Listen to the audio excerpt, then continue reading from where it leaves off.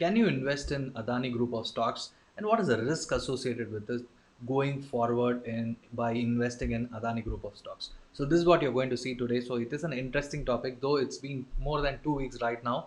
The Adani Group of stocks had fell by huge margin, and many had lost money because I have been doing webinars. I had seen them. So more about these investing in Adani Group. You had seen so many videos, but this will be an interesting thing. Thank you so much for watching. Please do subscribe my channel. And hi, hello, this is Ganesh Santuru, your stock market profit coach and author of the book One Page Stock Market Plan. So you will learn to analyze a company before investing in stock market, that too by yourself once you read this book. And why we are discussing about Adani Group of stocks, and it's been more than 2 weeks, and all the news whichever come immediately, it will be like hotcakes, like everything, whatever they got it will be more of the same. So I thought let's analyze based on the topic which came in Business Today magazine, because it was an interesting facts, interesting data sheets, as well as all the informations I got from around the internet. So it is the biggest publicly held group, Adani Group. And why it is a biggest group? Is it bigger than Reliance Group? Yes, because more than 75% market share is being held by Adani, and that is the minimum any publicly listed company can hold.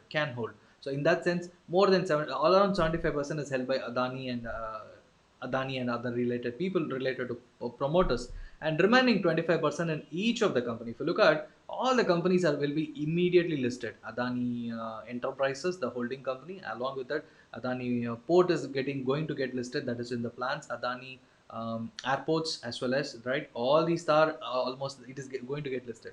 And existing companies, Adani Total, Adani Transmission, Adani Green Missions, all related to Adani stocks are also almost listed, and they are in the market cap of more than 1 lakh crore or close to 1.76 lakh crores. That is the kind of market cap every company is occupying. That is one of the question posted by one of the interesting value investor, and he said there is something fishy. And even then, the 25% market share in every company, individual listed company, if you look at, and most of them are held by few of the investment companies across the world, mostly originating from Mauritius as well as in Dubai. So that is the kind of thing they have been associated. So that also raised questions. And the immediate point here is that though on that day the news created a problem and many had lost money, but the Adani Group had failed to soothe the investors' confidence by saying only after 3 o'clock all the retail investors had lost money. And why the stock is so it has went up so high. The problem here is that almost more than in each company only few people, almost 3 to 5% are held by retail investors. They buy and sell at a higher rate. Most of the remaining 15 to 20% is being held by institutional players, mostly the investors from foreign nations. They are holding it, and they are not playing like this, and they are holding them. So almost like more than 85-90% or 95% of the company shares are held by promoters and institutional investors, and remaining 5 to 10% in each of the companies being held by retail investors. So when they buy and share, when they buy and sell, when they buy and sell, automatically the demand is getting created automatically over a period of last 1 year, and the stock prices went up by huge margin. That is the reason Adani has almost was going to touch Reliance in Mukesh Ambani in almost like 10 lakh crores away. Mukesh is around 70,000, means he's around 65 or 60,000 crores. That is the kind of wealth Adani has been holding on. So let's come to the most interesting aspect. The most interesting aspect is the combined debt of Adani groups, and that is the most interesting. Why I say most interesting is that it is around 1.37 lakh crores with the profits of 8,922 crores, whereas Reliance with zero debt and market cap of 14.5 lakh crores.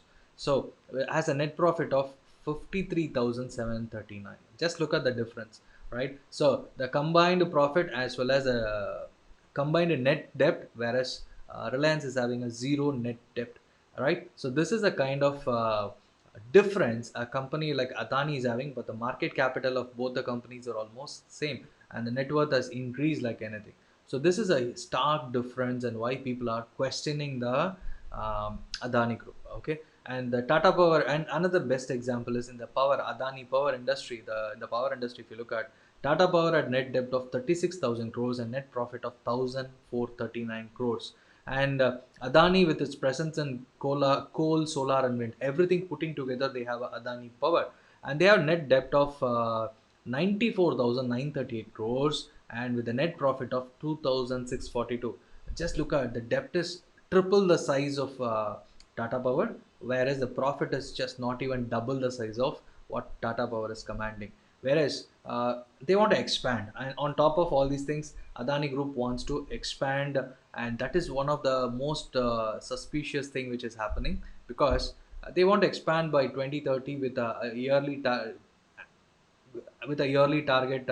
Every year they want to spending $5 to $7 billion. $1 billion is equal to, let's take 7,500 crores, and $5 to $7 billion every year. Just look at the amount of money he is willing to invest.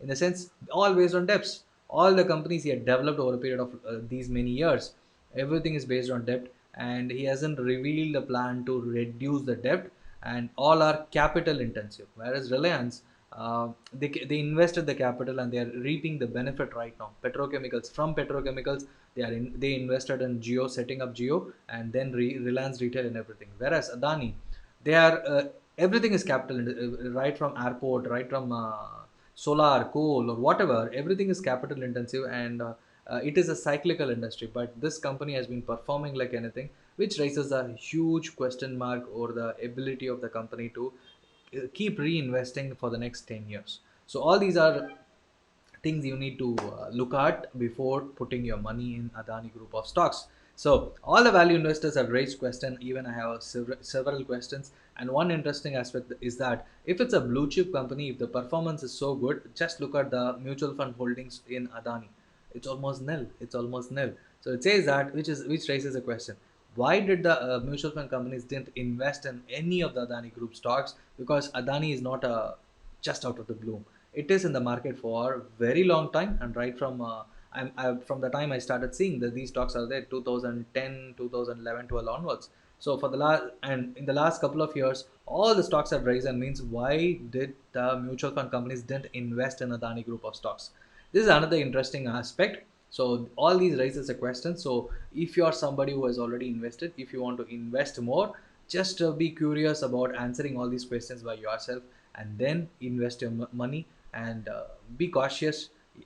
Just don't invest just because it has a brand value, it has Adani, or any other reasons which is coming up. Be cautious about, be check out the financials, check out the fundamentals. Whatever the company brand value may be, that will alone will help you to make more money in your life, in stock market especially. Thank you so much for watching. Please subscribe to my channel, and please do share this video about Adani Group of stocks and how you can analyze and all these things. And all these came out in Business Today, thanks to Business Today, because they did a complete coverage on the entire Adani Group of stocks. Thank you so much.